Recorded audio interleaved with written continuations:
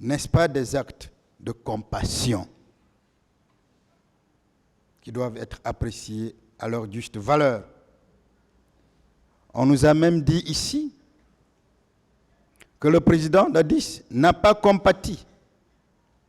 Peut-être que nous n'avons pas la même définition de la compassion.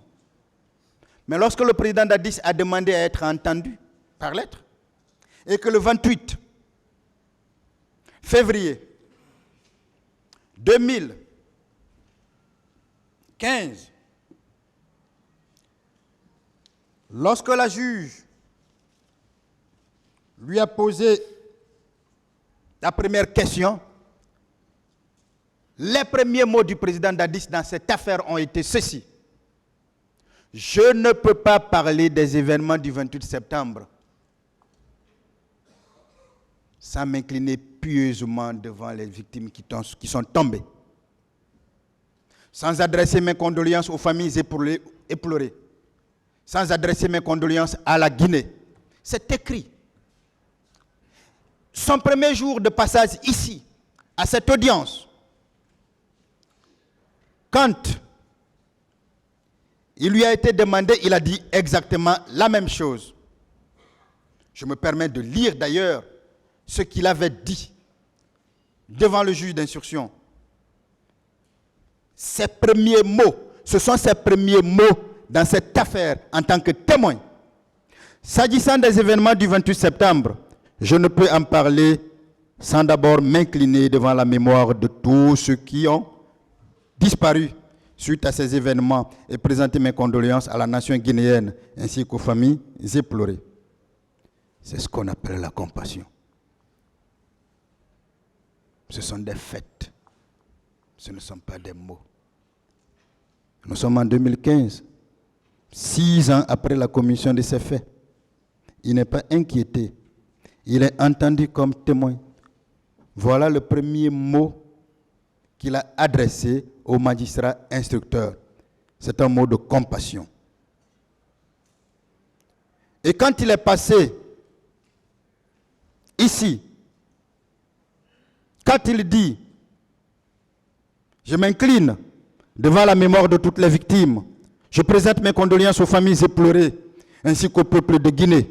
Je prie Dieu pour le repos de leurs âmes et pour que de telles choses ne se reproduisent plus dans notre pays. » Pourquoi on peut penser que cela n'est pas l'expression d'une compassion?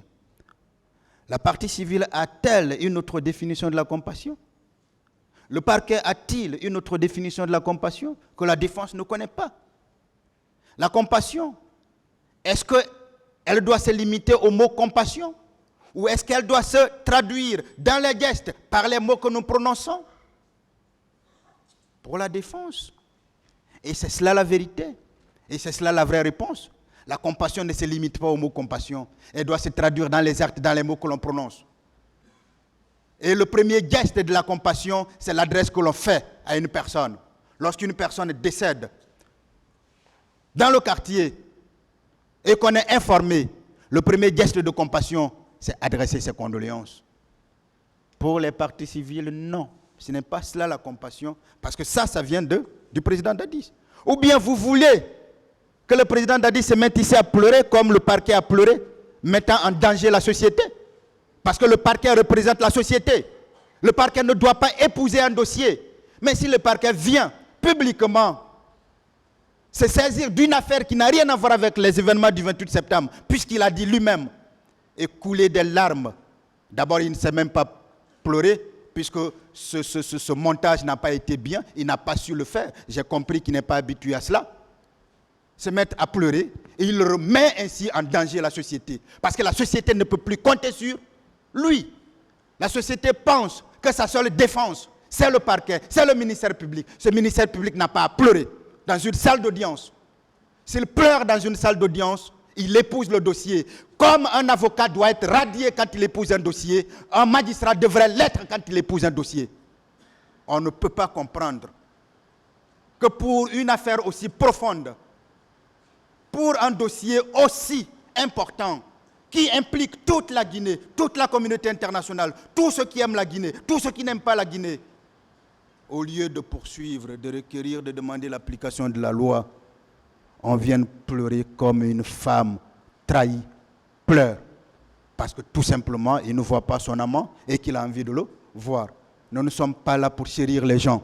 Nous sommes là pour un but bien déterminé. Le parquet doit poursuivre avec ces éléments qu'il faut. La partie civile doit défendre les parties civiles en indiquant le préjudice subi, en les évaluant, en demandant des dommages et intérêts par rapport à cela. Et la défense, elle doit défendre. Et nous défendons. Nous n'épousons aucun dossier. Voilà ce qui se passe dans un temple de Thémis. On ne vient pas ici pour s'entraîner. On vient parce qu'on est déjà entraîné. On vient parce qu'on est prêt. On vient justement livrer un combat, mais un combat juridique, un combat civilisé. Mais on ne vient pas pleurer. Le fait de pleurer ne dérange pas ce tribunal. Et d'ailleurs, je vais vous dire quelque chose par rapport à cela. Je vais vous dire pourquoi on a supprimé les cours d'assises. Je vais vous dire pourquoi on les a supprimés chez nous en Guinée. Et la tendance, et je remercie d'ailleurs les autorités guinéennes dans ce sens-là, est la bleue. Parce que tout simplement, devant les cours d'assises, il n'y a que ces 3 magistrats professionnels. Le reste, le jury, est composé de citoyens que l'on prend n'importe où.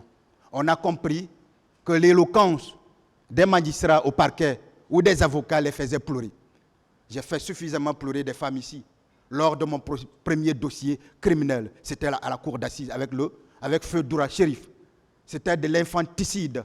Si vous êtes, rappelez-vous, d'un assassinat commis sur un petit enfant de 4 ans à Amdalaï. Pourquoi? Parce que ces gens se laissent facilement influencer. Mais vous ne pouvez pas influencer ces hommes qui sont là. Vous ne pouvez pas influencer le président de ce tribunal criminel. Vous ne pouvez pas influencer les assesseurs de ce tribunal criminel. Attendez, lorsque les assises reviendront, mais ce n'est plus possible, hein, je ne crois pas. Là, vous allez influencer les jurys qui ne sont pas des magistrats professionnels, qu'on prend tout simplement devant, dans les quartiers, entre les citoyens et qui ne savent rien de tout ce qui se passe ici. Alors, vous ne devrez pas pleurer, parce que si pour vous c'est cela la compassion, c'est loin d'être la compassion, c'est une véritable faiblesse. C'est cela épouser un dossier. Et on ne devrait pas épouser un dossier. Qu'est-ce que le président Dadis a fait sur le plan judiciaire? Et là, à ce niveau, je vais prendre mon temps. Monsieur le Président, Monsieur les juges assesseurs, je vais me permettre de lire, de rappeler, parce que je sais que c'est connu, les dispositions à la matière, pour que vous compreniez une fois pour toutes